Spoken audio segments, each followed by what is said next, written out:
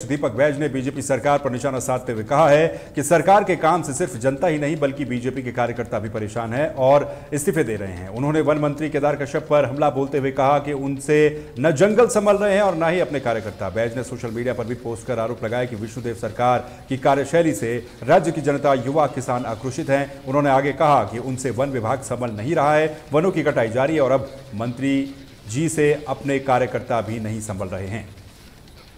जिस तरह से रवि भगत जी एक आदिवासी युवा है और भारतीय जनता पार्टी के युवा मोर्चा के प्रदेश अध्यक्ष हैं, वो लगातार जिस तरह से सरकार की नाकामियों को लेकर, सरकार के भ्रष्टाचार को लेकर खुलासा कर रहे हैं और खासकर डीएमएफ और सीएसआर।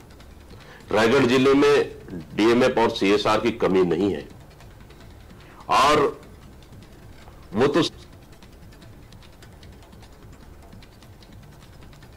वहीं बस्तर की बेटियों की तस्करी के मामले में बीजेपी ने कांग्रेस पर आरोपियों का पक्ष लेने का गंभीर आरोप लगाया है। बीजेपी प्रवक्ता ने इसे बेहद आपत्तिजनक राजनीति बताया है। बीजेपी का दावा है कि राहुल गांधी, प्रियंका गांधी और अन्य कांग्रेसी नेता तुष्टीकरण की राजनीति के तहत आरोपियों का समर्थन कर रहे हैं। उन्होंने छत्तीसगढ़ कांग्रेस पर भी निशाना साधते हुए कहा है कि वे अपने आलाकमान के निर्देशों का पालन कर रहे हैं, न कि छत्तीसगढ़ की जनता और बेटियों की परवाह कर रहे हैं। बीजेपी ने दोहराया कि विष्णुदेव साय सरकार छत्तीसगढ़ की बेटियों की सुरक्षा के लिए प्रतिबद्ध है।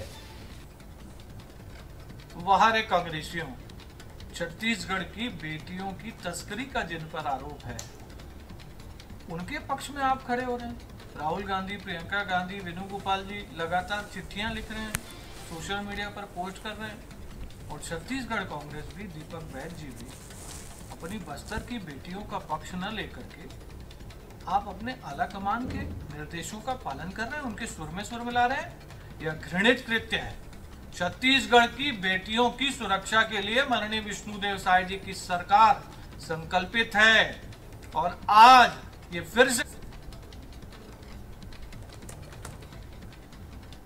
छत्तीसगढ़ के जसपुर में पुलिस ने एक अंतर्राज्यीय मोटरसाइकिल चोर गिरोह का पर्दाफाश किया है। ये चोर खड़ी बाइकें चुरा करके बेच दिया करते थे। इस गिरोह का खुलासा तब हुआ जब पंडरापाठ चौकी में एक शिकायत दर्ज की गई कि बाबा धाम से लौटते समय एक शख्स की बाइक गायब हो गई। पुलिस ने इस मामले में 2 नाबालिगों सहित 6 आरोपियों को गिरफ्तार किया है, जिनके पास से 2 चोरी का सामान भी बरामद किया गया। इसके साथ ही चोरी का सामान खरीदने वाले भी इसमें शामिल थे। पंडरापाठ चौकी में इनके खिलाफ मामला दर्ज किया गया है। प्रार्थी राकेश कविराज के द्वारा चौकी पंडरापाठ में रिपोर्ट दर्ज कराया गया कि वह कांवड़ यात्रा के लिए गांव गायगुड़ा आया हुआ था, जहां से उसकी मोटरसाइकिल चोरी हो गई है। प्रार्थी की रिपोर्ट पर से चौकी पंडरापाठ थाना बगीचा में अपराध पंजीबद्ध कर विवेचना में लिया गया। अज्ञात आरोपी और मोटरसाइकिल की पतासाजी के लिए मुखबिर तैनात किए गए थे। विवेचना के दौरान एक मुखबिर से सूचना प्राप्त हुई कि ग्राम केरापाठ के एक व्यक्ति और एक नाबालिग बालक के द्वारा कुछ दिनों से बहुत ज़्यादा पैसा खर्च किया जा रहा है। उनके किसी गलत काम में संलिप्त होने का अंदेशा है।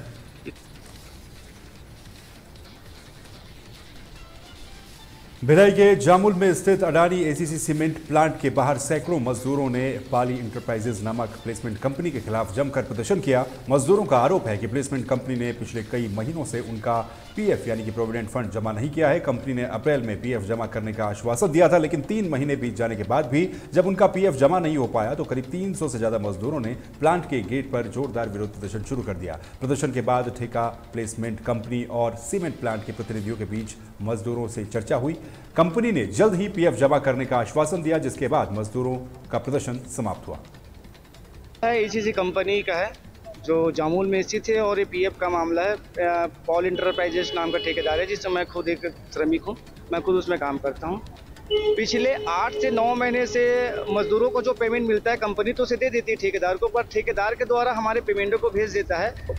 पर पेमेंट से जो हमारा पीएफ का पैसा कटता है वो पीएफ ऑफिस रायपुर में जमा नहीं किया जा रहा था। काफ़ी दिनों से उनको बार बार बोला जा रहा था, तब कहे ठेकेदार के द्वारा कहा जाता था कि हम आपका पीएफ का पैसा जमा कर दिए हैं, कुछ दिन में अपडेट हो जाएगा तो बता दिया जाएगा। तो हम लोग बोले चलो ठीक है बोल के फिर कुछ दिन बाद बात करते थे, तो रायपुर का जो कंप्यूटर है जहाँ पीएफ ऑफिस में जो स्थित है वो बोलता है कि कंप्यूटर वहाँ का ख़राब है।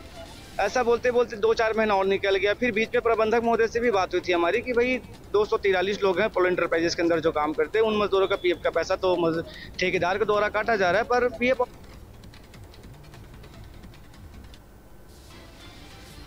वहीं गरियाबंद के देवभोग विकासखंड के सीना पाली गांव का एक आदिवासी किसान अपने राजस्व रिकॉर्ड दुरुस्त करने के लिए कई दिनों से तहसील कार्यालय के चक्कर लगा रहा है। अधिकारियों की उदासीनता से परेशान होकर किसान ने अब कलेक्टर कार्यालय पहुंचकर के भूख हड़ताल की चेतावनी दी है। किसान ने गरियाबंद कलेक्टर भगवान सिंह को लिखित आवेदन देकर अपनी समस्या बताई।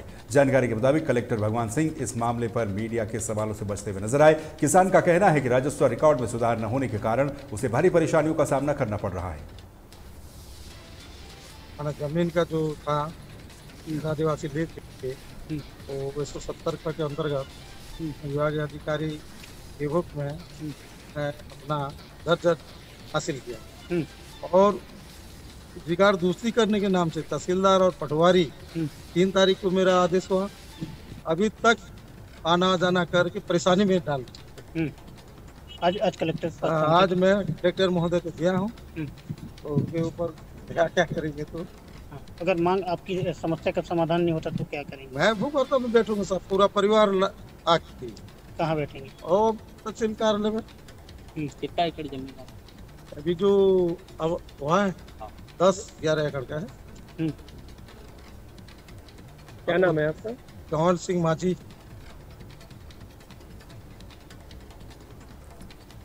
छत्तीसगढ़ के बस्तर में 28 जुलाई से 3 अगस्त तक शहीदी सप्ताह मनाए जाने के आह्वान के मद्देनजर सुरक्षा बलों ने दंतेवाड़ा जिले में अपनी नक्सल विरोधी सर्चिंग ऑपरेशन तेज कर दिए हैं। सड़कों से लेकर के अंदरूनी इलाकों तक डीआरजी, कोरबा, सीआरपीएफ और एसटीएफ के जवान तैनात किए गए हैं। सुरक्षा बल नक्सलियों के मनोबल को तोड़ने के लिए उनके स्मारकों को ध्वस्त करने की कार्रवाई भी कर रहे हैं।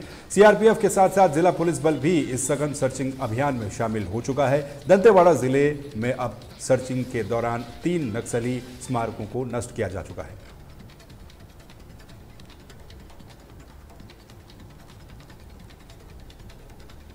छत्तीसगढ़ में डिजिटल अरेस्ट फ्रॉड के मामले तेजी के साथ बढ़ रहे हैं, जहां अपराधी लोगों को डरा धमका करके करोड़ों रुपए की ठगी कर रहे हैं। इस गिरोह ने 40 से अधिक फर्जी कंपनियां बनाई हुई थी। ये गिरोह अपनी अवैध कमाई को वैध दिखाने के लिए विदेशों से भारत में पैसों को डॉलर से एक्सचेंज कर कंबोडिया भेजा करता था और फिर वहां की फर्जी कंपनियों के माध्यम से भारत वापस लाता था। इस मामले में रायपुर पुलिस ने 5 आरोपियों को गिरफ्तार किया है और उनके बैंक खाते, चेकबुक, सिम और मोबाइल फोन जब्त कर लिए हैं। इसको डराते धमकाते हुए 2,83,65,000 रुपए की उगाही की गई थी। इस पूरे प्रकरण में थाना विधानसभा में अपराध क्रमांक 345/2025, धारा 318(4) और 3(5) BNS के तहत में अपराध पंजीबद्ध करके विवेचना किया जा रहा था। इस पूरे प्रकरण में 5 अंतर्राज्यीय अपराधियों को गिरफ्तार करने में पुलिस को सफलता प्राप्त हुई है।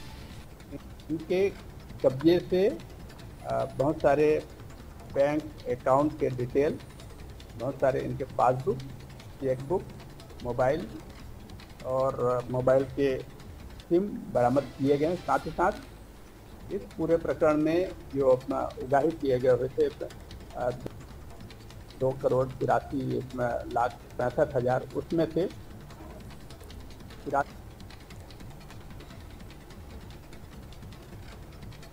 बहुचर्चित महादेव क्रिकेट सट्टा मामले में एक नया मोड़ सामने आया है। इस सट्टे से जुड़े सटोरी सत्यम केसरी ने एक वीडियो जारी किया है, जिसमें उसने बताया कि महादेव क्रिकेट सट्टा का कारोबार अंबिकापुर से भी संचालित होता था। वीडियो में सत्यम केसरी ने पुलिस आरक्षक प्रवीण सिंह, अमित मिश्रा सहित कई अन्य सटोरियों का नाम भी लिया है, जो कि अंबिकापुर से महादेव सट्टा ऐप का संचालन किया करते थे। जानकारी के मुताबिक सटोरी अमित मिश्रा को हाल ही में पुलिस ने गिरफ्तार भी किया था।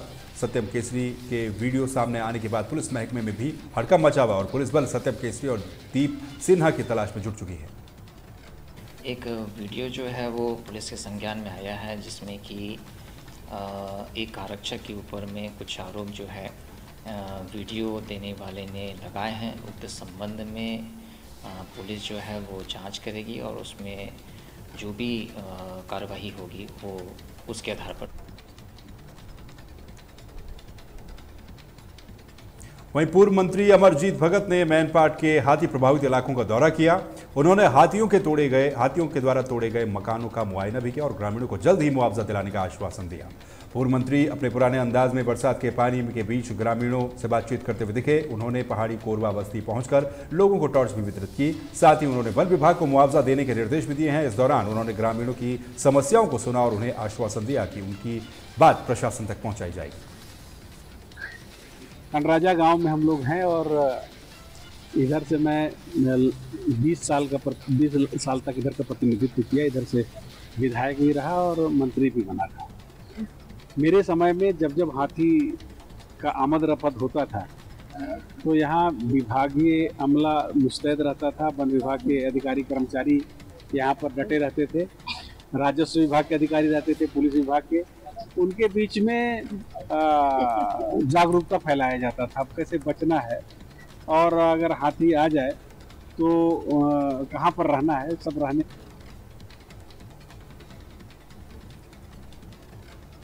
सावन के महीने में मनाए जाने वाले प्रमुख पर्वों में से एक नागपंचमी के अवसर पर महासमुंद के सरायपाली के गांव में अनोखी परंपरा और अद्भुत चमत्कार देखने को मिला। नागपंचमी के दिन यहां नाग नागिन की विशेष पूजा की जाती है। तहलका डिजिटल की टीम जब गांव पहुंची तो उन्होंने देखा कि नागपंचमी के दिन एक नीम के पेड़ से लगातार दूध निकल रहा था। ग्रामीणों का मानना है कि इस दिन नागों की पूजा करने से कुंडली में मौजूद काल सर्प दोष का प्रभाव खत्म होता है। सावन महीना जो है समाप्ति की ओर बढ़ रहा है और सरायपाली में जो है ग्रामीण अंचल में तरह तरह के यहाँ पर आयोजन होते हैं। तरह तरह के जो मान्यताएं हैं उसके अनुसार जो है यहाँ के लोग अनुष्ठान करते हैं। इस वक्त हम सरायपाली के बेंदारी गांव में है जहाँ पर जो है आज नागपंचमी है और यहाँ के जो स्थानीय लोग हैं यहाँ पर जो है मान्यता के अनुसार यहाँ पर विधि विधान से यहाँ पर जो है खास अनुष्ठान करते हैं। तो हम चलते हैं ग्रामवासियों से पूछते हैं कि क्या मान्यताएँ हैं और किस प्रकार के ये लोग अनुष्ठान करते हैं। पहले बताएंगे आपका परिचय, क्या नाम है आपका? करमूलाल। अच्छा सरमूलाल, बताएंगे क्या परंपरा है आपके गांव में नागपंचमी के दिन में? हमारे गांव में बहुत दिन हो गया त्यौहार मनाते हैं, कम से कम 60-70 साल। और गांव वाला बोला एक समय में कि गांव भर में ऐसे सांप चावच काटिस तो गांव वाला बोलिन कि बाबू हो तुमन त्यौहार ला करो रे, तुमन तो नंगमथिया हो, त्यौहार ला हमन गाँव वाला मन सहयोग देवो, सब धनजूर मिलकर करो। ये बताओ कि कहाँ ले यहाँ आदमी आते हैं, कितनी भीड़ होते शाम की? हमारे गांव में आते हैं जोगनी पाली ले, महन मुड़ा, कोहारी ले। और भीड़ कितना होते हैं? बहुत भीड़ होते हैं। तो यहाँ पर इस गांव में जो है काफ़ी संख्या में भीड़ उमड़ती है लोगों की, क्योंकि यहाँ का जो त्यौहार है काफ़ी प्रसिद्ध त्यौहार है और यहाँ पर जो परंपरा के अनुसार किस प्रकार से अनुष्ठान करते हैं गांव के और भी व्यक्ति हैं उनसे भी हम बात करेंगे। आपका क्या नाम है ये बताइए? मूंगराम चौहान। अच्छा चौहान साहब, बताएंगे ये जो अनुष्ठान है कितना सालों से आप करते हैं? 60-70 साल हो गया जी। तो क्या क्या खास रहता है यहाँ पर? बहुत खास है, नाग देवता को हम बहुत मानते हैं।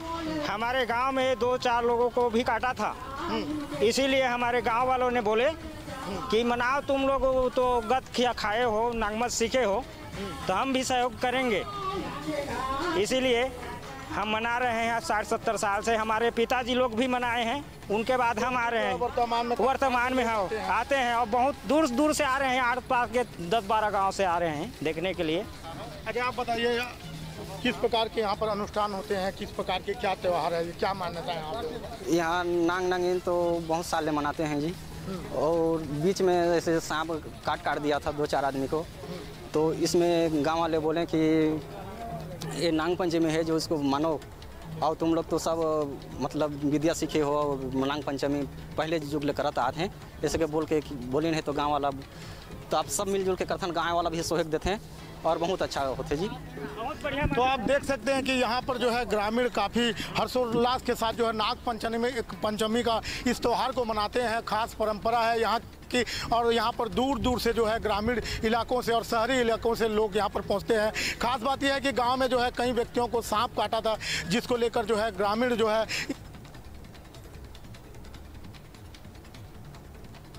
वहीं गुना के मकसूदनगढ़ में युवक ने प्रेम प्रसंग के चलते जहरीला पदार्थ खा लिया, जिससे उसकी मौत हो गई। परिजनों ने सरकारी अस्पताल के डॉक्टर पर लापरवाही का आरोप लगाते हुए कहा कि समय पर इलाज न मिलने से युवक की मौत हो गई। जानकारी के अनुसार युवक का प्रेम प्रसंग एक विवाहित महिला के साथ चल रहा था। जब बीच में साथ छोड़ दिया तो मैं जीना नहीं चाहता हूँ। मेरी जिंदगी, मेरी सब कुछ लूट गई थी, मेरी इज्जत चली गई, मेरे घर परिवार में, मेरे रिश्तेदारों में मेरी इज्जत चली गई। मैं जीना नहीं चाहता हूँ, वो मुझे छोड़ के बात करते हैं। बस इसका टेके नहीं और इतने में वो तो बेहोश हो गया। इतने में ये भी गई ट्रेन से आ लड़का बड़ो वालों मैंने कही इसको का मालूम पाई होगा तो जाने बोली कि जाके खबर मध्य प्रदेश के गुना से है। नशे की लत को जड़ से मिटाने के लिए स्थानीय पुलिस ने जन जागरूकता अभियान की शुरुआत की है। अभियान के तहत चौकी प्रभारी अभिषेक तिवारी और उनकी टीम ने गांव और कस्बों में जा करके लोगों से बातचीत की और नशे के दुष्परिणामों के बारे में समझाया। अभियान के दौरान पुलिस ने कहा कि नशा किसी भी समस्या का हल नहीं होता बल्कि नई समस्याओं की शुरुआत होता है। इसे छोड़कर ही एक बेहतर जीवन की ओर बढ़ा जा सकता है। ये पुलिस मुख्यालय द्वारा एक अभियान चलाया जा रहा है, नशे से दूरी है जरूरी। इसके तहत क्या है, सभी थाना चौकी क्षेत्र अपने अपने क्षेत्रों में जो शिक्षा संस्थानें हैं जैसे कॉलेज स्कूल वगैरह, वहाँ पे जाके बच्चों को और वयस्कों को जो भी पढ़ाई कर रहे हैं उनको इस संबंध में जानकारी दे रहे हैं कि किस तरह नशा व्यक्ति के लिए नुकसानदायक है, कैसे उसकी सामाजिक, आर्थिक और शारीरिक नुकसान पहुँचाता है नशा, किस तरह एक व्यक्ति को आर्थिक, सामाजिक और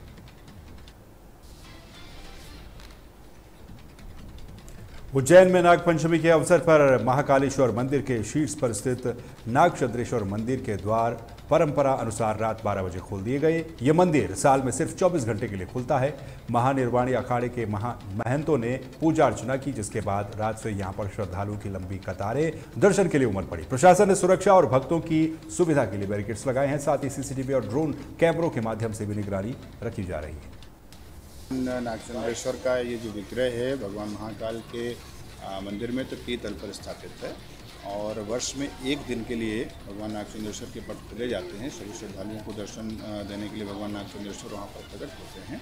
और जैसे कि पूजा पद्धति है, त्रिकाल पूजा की जो परंपरा है, 3 समयावधि में पूजन होता है। जब 12 बजे रात्रि पट खोले जाते हैं तब भगवान का षोडशोपचार क्रमबद्ध तरीके से पूजन होते हुए हम ऊपर जाते हैं पूजन करते हुए। उसके पश्चात कल दोपहर को शासकीय पूजा होती है जिसमें शासन प्रशासन के सभी अधिकारी सम्मिलित होते हैं। पहले सबको जय श्री महाकाल। मैं काफ़ी टाइम से यहाँ पे आ रहा हूँ और जैसा कि सुनने और मानने की बात नहीं, बट मैं शिव जी का बहुत टाइम से भक्त हूँ। जब से होश संभाला मैं शिव जी को ही मानता हूँ। तो जब मैं यहाँ पहली बार आया था उसके बाद एक कहते हैं ना कि आपके अंदर की चेतना और एक जागृति होती है, तो उसके बाद मुझे आने के बाद ऐसा लगा कि जो मेरे अंतरात्मा से आवाज़ आई कि हाँ, मुझे लगा कि यही वो जगह है जहाँ मैं सुकून और वो उसकी प्राप्ति करता हूँ। तो मुझे लगता है कि जब भी मैं यहाँ आता हूँ मुझे जो सुकून और जो शांति मिलती है। और कहते हैं कि आप हर अपनी कामना लेके आते हैं तो कुछ ना कुछ हमेशा कुछ रहता है, तो उस वजह से मैं आता हूँ और शिव जी को बहुत मानता हूँ। तो मैं इसलिए शिव महाकाल हमेशा, और जब भी कोशिश होती है, जब भी मुझे टाइम मिलता है मैं ज़रूर आता हूँ। कि पंचमी की हम सबके लिए सौभाग्य की बात है कि पूरे देश में इस मालवा की भूमि पर नागचंद्रेश्वर भगवान के वर्ष में एक बार दर्शन होगा। और निश्चित रूप से मैं कई अनेकों वर्षों से आ रहा हूँ यहाँ पर अब दर्शनार्थियों की संख्या बहुत बढ़ गई। प्रशासन ने बहुत अच्छी कोशिश की है कि सभी लोग दर्शन कर सकें, पर फिर भी अगले वर्ष और कुछ हमें व्यवस्था के बारे में विचार करना पड़ेगा कि इससे अच्छी व्यवस्था कैसे हो सके। तो वैसे बहुत अच्छा।